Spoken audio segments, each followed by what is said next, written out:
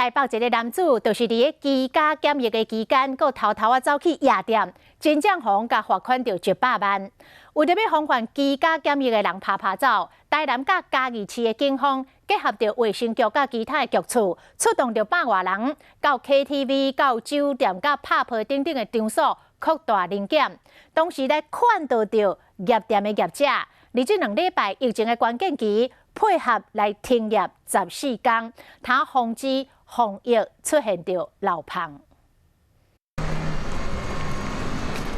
嘉义市警方出动大批警力来到 KTV 查察，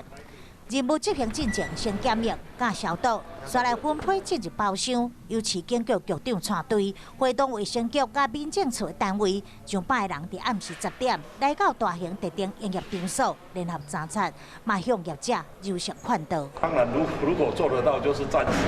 停业14天。另外，台南市警局嘛派出警员实施扩大临检。分配执行任务，有人来到酒店，有人来到 KTV。因为担心佫有居家隔离或者是检疫的民众外出拍走，全台警方拢出动，就是要防止防疫出现漏洞。